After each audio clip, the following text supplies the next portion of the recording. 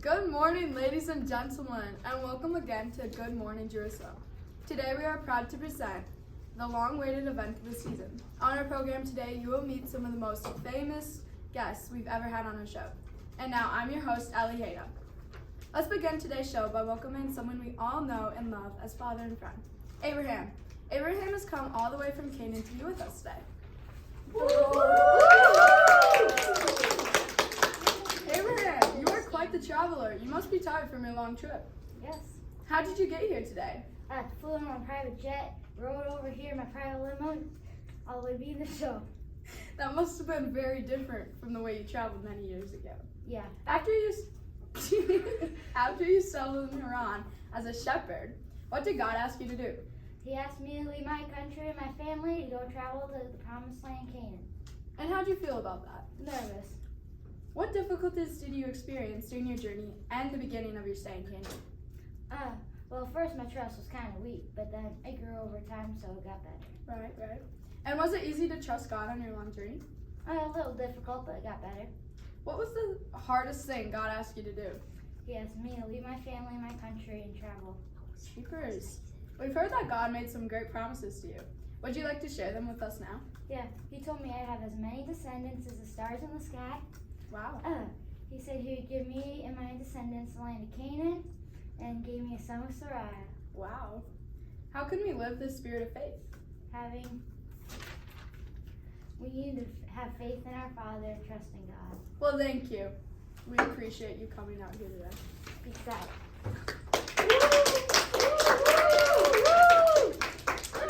Our next guest is another famous man who you all heard about. As the father of 12 sons, he's been a great support to parents around the world. And now, welcome Jacob. Hey Jacob. Hi. We'd like to ask you some questions about your past. Okay. Why did you listen to your mother and trick Esau out of his birthright? How'd you do it? I did it because, I don't know, really, my mom told me to. And how I did it was my mom overheard my father, and she had me kill one of our animals so I didn't have to go hunt for one. And then she cooked it for my father while I got goat skin and put it on my arms because my brother has very hairy. Wow. You're pretty smart. Yeah. How'd you feel about it later, and what did you do? I was regretful, and I fled to Laban because he tried to kill me. What was your relationship with Esau after you received the blessing? We didn't really love each other as much. You received a new name. What is it, and what does it mean to you? My name was changed to Israel, and it means be in charge of a nation. And do you like that name? Yes. What can we do to protect our inheritance of eternal happiness with God in heaven? Be humble and kind. Thank you for coming out today. This guest will tell you to believe in your genes. He is none other than Joseph, the young man sold into slavery in Egypt, where he went on to become the second highest court official.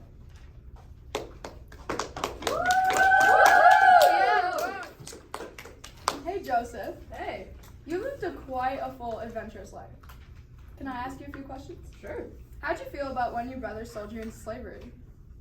I felt kind of betrayed and alone by my brothers because they're my brothers. They're part of my family. Right. And you would never expect that your brothers would sell you into slavery. You think you can trust them, but they sell you into slavery.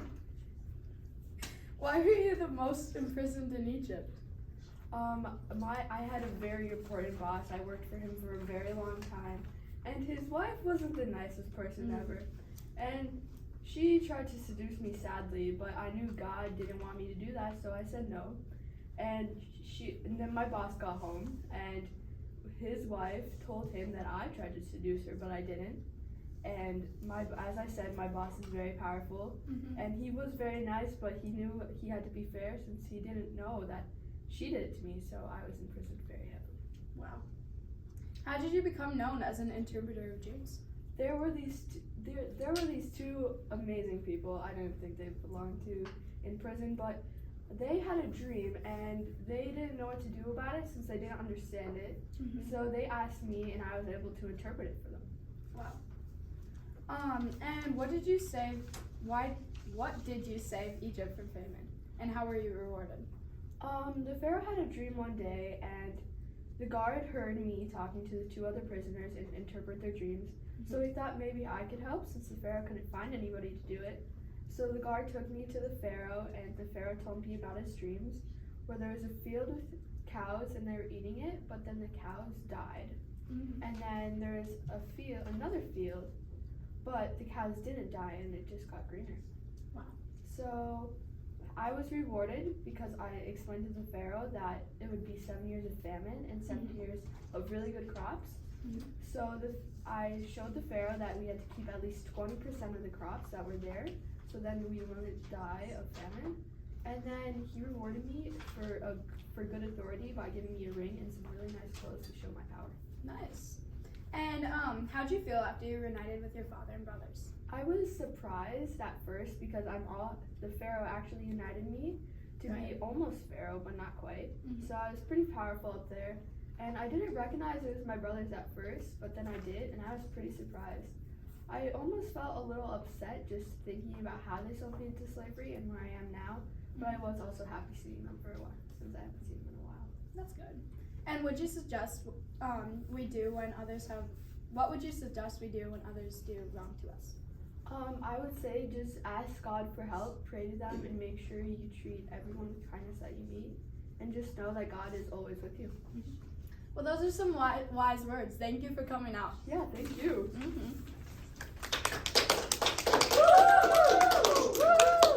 If you travel a lot, then you'll be especially interested in our next guest, Moses.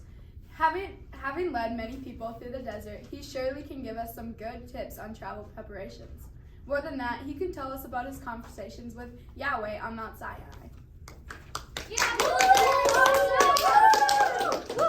Hey Moses. Hello. Thank you for coming out today. You're welcome.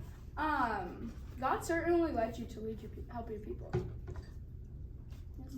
And what was the most difficult part of freeing the people from slavery in Egypt? By far, when Pharaoh kept hardening his heart and didn't let his slaves, my people, go. And because I kept on having to tell Aaron everything to say because I was such a slow speaker. Sure. And we know that the people faced many difficulties in the wilderness. Tell us about a few and how God helped the people. Well, we didn't have any food, so God sent manna, which is bread from heaven. And we also didn't have any water, but 2 times God helped us get water by once having me throw a log into a bitter pond to make the water drinkable, and another time to strike a rock so that the water would come out. We've heard that the people were always not faithful. Can you give us a few examples? Well, when I went up the mountain to get the 10 Commandments, the people made a golden calf and were worshipping it, and that made me very mad, and also they were complaining a lot.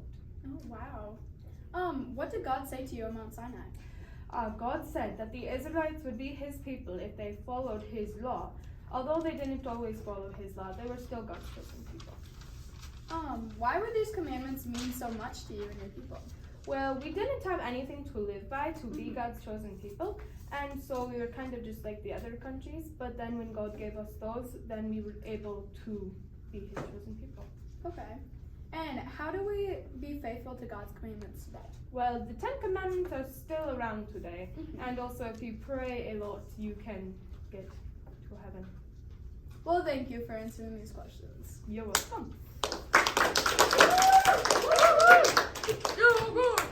For those of you who like superstar stories, I am now happy to present you these superheroes, Joshua and Ruth.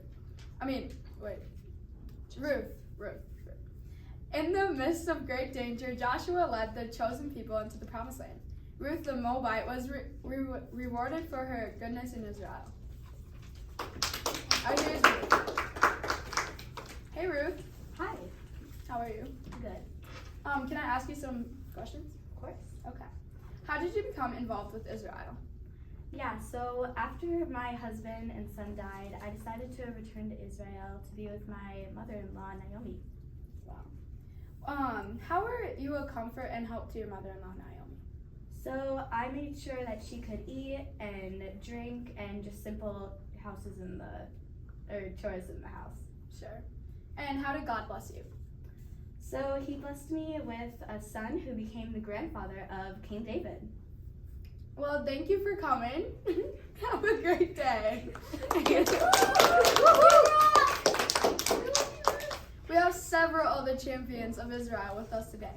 The judges Gideon, Deborah, and Samson, who all played an important part in protecting the chosen people.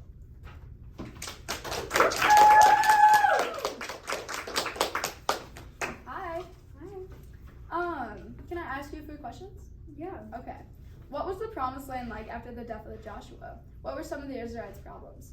The Israelites made many mistakes, and they kind of forgot about God and His commandments, and then they honored this strange god named Baal.